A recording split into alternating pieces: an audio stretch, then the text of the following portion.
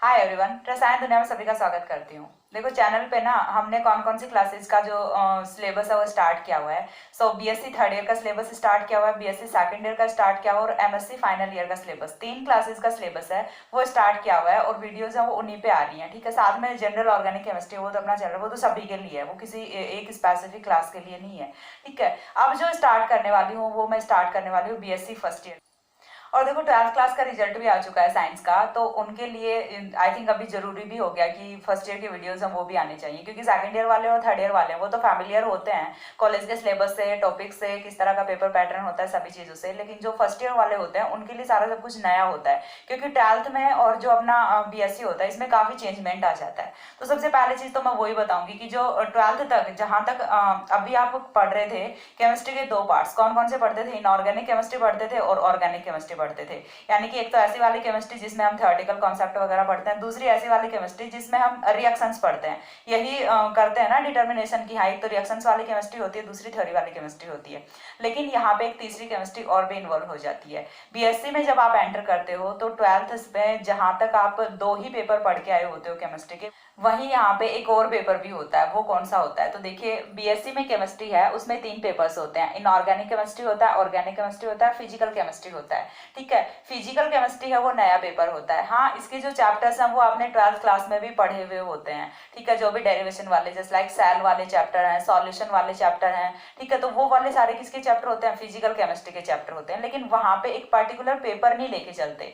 BSc में आपको यहाँ पे एक पर्टिकुलर पेपर देना पड़ता है। एक इनऑर्गेनिक केमिस्ट्री का होता है, दूसरा ऑर्गेनिक का होता है और तीसरा फिजिकल केमिस्ट्री का होता है। तो आपके सबसे पहली चीज तो आपको ये कंफर्म होनी चाहिए कि कितनी केमिस्ट्री आपको पढ़नी है। 3 केमिस्ट्री आपको पढ़नी होती है, inorganic, organic and physical chemistry. अब जो सबसे पहले मैं स्टार्ट करूंगी वो जैसा सभी क्लासेस में किया हुआ है, ऑर्गेनिक केमिस्ट्री, वही मैं फर्स्ट ईयर में भी स्टार्ट करने वाली हूँ। देन हम फिजिकल या फिर इनऑर्गेनिक में से कोई एक उठा लेंगे।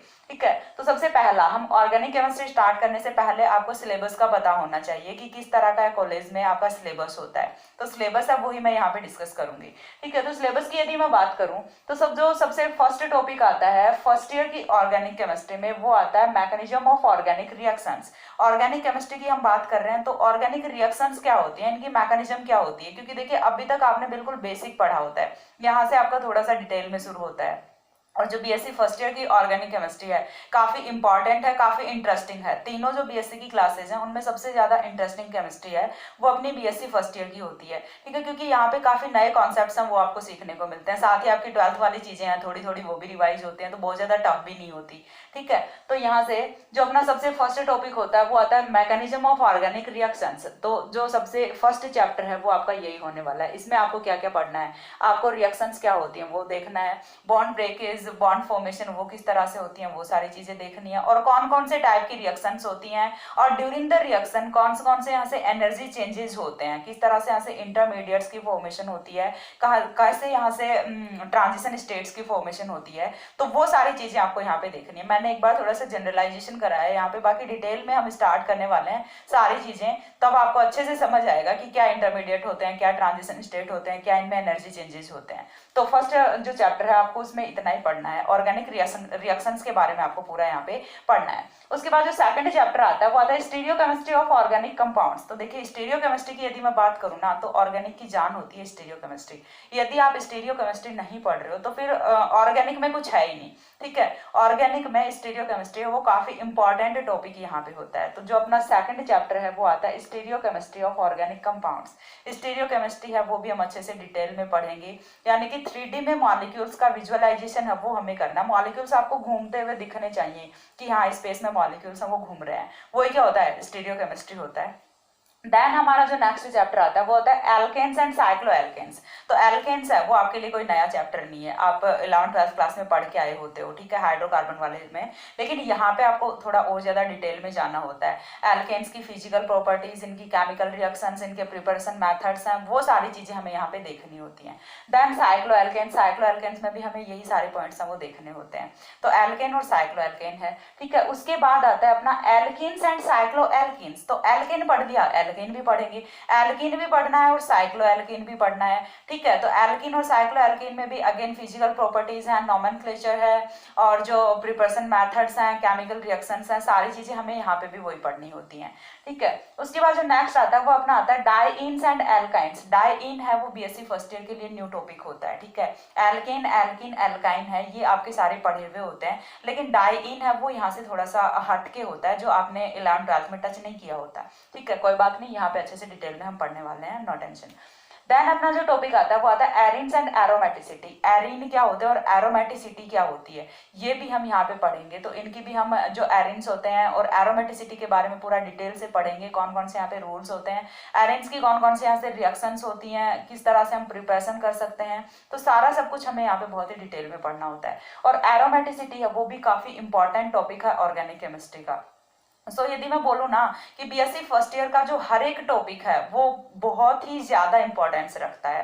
ठीक है, आगे का ये जो आप किसी बड़ी लेवल की एग्जाम्स वगैरह के लिए प्रिपेयर कर रहे हो तो बीएससी फर्स्ट ईयर की जो केमिस्ट्री है ना वो आपको काफी हेल्प करेगी। ठीक है, देन देखिए हमारा आता है एरोमेटिक इलेक्ट्रोफिलिक सब्स्टिट्यूशन रिएक्शंस। ठीक है, हम यहाँ पे क्या पढ़ेंगे, मैकेनिज्म ऑफ ऑर्गेनिक रिएक्शंस पढ़ेंगे, लेकिन उसमें से भी स्पेसिफिक देन हम पढ़ेंगे यहाँ पे एरोमेटिक इलेक्ट्रोफिलिक सब्स्टिट्यूशन रिएक्शंस। इससे पहले हमें एरोमेटिसिटी पढ़नी होती है। जब तक हमें एरोमेटिसिटी का पता नहीं होता तो फिर हम उस पे रिएक्शंस है वो कैसे लगाएंगे एरोमेटिक कंपाउंड्स पे।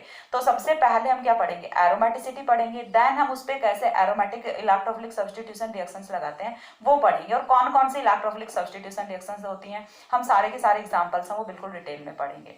देन हमारा जो लास्ट चैप्टर आता है वो आता है एल्किल एंड एरिल हैलाइड्स। तो ये जो चैप्टर है ये आपके लिए बिल्कुल न्यू नहीं है, 12th क्लास में सारे बच्चे पढ़ के आए होते हैं एल्किल एंड एरिल हैलाइड्स। तो यदि कुछ लोग ऐसे सोच रहे हैं कि जैसे मैम स्टार्ट करवाती हैं उसी के अकॉर्डिंग पढ़ते जाएं, तो हाँ वो मेरी वीडियोस के अकॉर्डिंग पढ़ते जाओ। बाकी यदि किसी को खुद से भी प्रिपरेशन करना शुरू करना है तो देखिए आपके सामने सिलेबस है। अभी तक आपको क्या था, सिलेबस नहीं पता था, सिलेबस नहीं पता तो फिर हम पढ़ाई कैसे करेंगे। ठीक है, लेकिन अभी आपके पास सिलेबस है, आप 12th में से जितने चैप्टर हो सकते हैं, जैसे अपना एल्किल हैलाइड वाला, एरिल हैलाइड वाला उठा लो, या फिर एल्केन्स और एल्केन्स वाला उठा लो।